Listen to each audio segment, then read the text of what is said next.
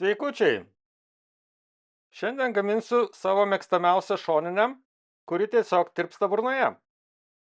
Šiam receptui naudosiu druską, pipirus kaip visada, česnakus, lauro lapus, taip pat saldžią papriką, imbiero miltelius, truputį citrinos ir daug svogūnų. Na ir mano manimu būtinas ingredientas tamsus sojų padažas. Įkvėpimas šitam patiekalui atėjo iš Kinijos, bet prieskoniai nėra visiškai tradiciniai. Sakyčiau, adaptuota europietiškam skoniui. Šįkart naudoju jauno paršelio šoninę, kuri dar turi ir šiek tiek šonkaulių. Tačiau bet kuri šoninė tinka, svarbiausia, kad būtų geras mėsos ir riebalo santykis. Kadangi mėsos gabaliukas yra tikrai gražus, tai neišiminėju šonkaulių, palieku juos, tiesiog šiek tiek įpjaunu plėvę, viskas ir taip susitroškins. Aš pasidarytų prieskonių mišiniu prieskoniuoju tik tai mėsos pusę.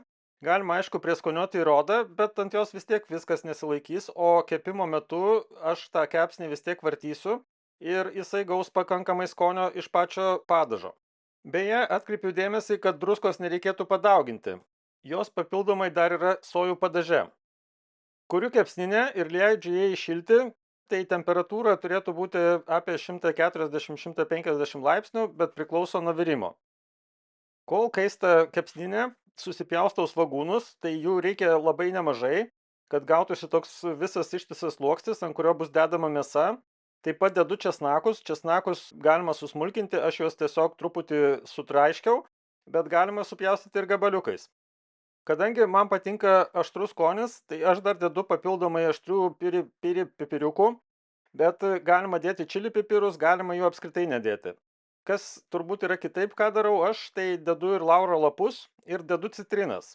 Tradicinė recepte to nėra, bet svarbiausia šiuo atveju tai yra sojos padažas. Jis suteikia ne tik skonį papildomai, bet ir spalvą.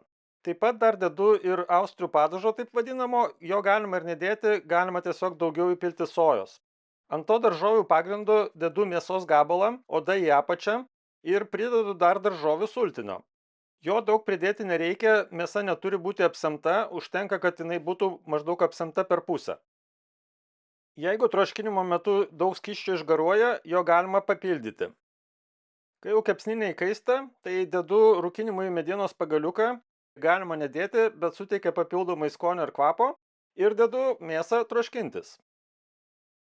Kol susmilks tas medienos įdėtas pagaliukas, troškinu atvirame inde, kad dūmai pasiektų maistą. Na ir toliau reikėtų palaikyti tokią temperatūrą, kuri užtikrina tolygų virimą, bet jisai neturi būti intensyvus, turi vos burbuliuoti.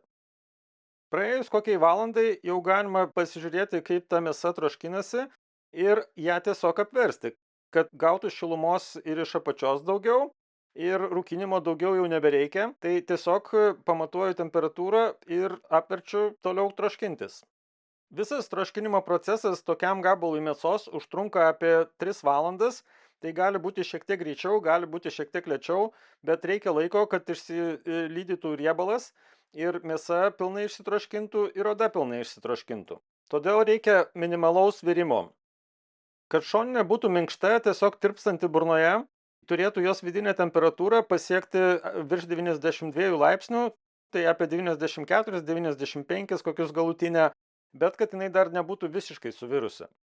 Temperatūra, aišku, yra vienas iš rodiklių, bet dar svarbesnis yra rodiklis, tai yra ar jinai lengvai prasiduria su tuo pačiu termometru ar su kažkokiu kitu aštriu daiktu.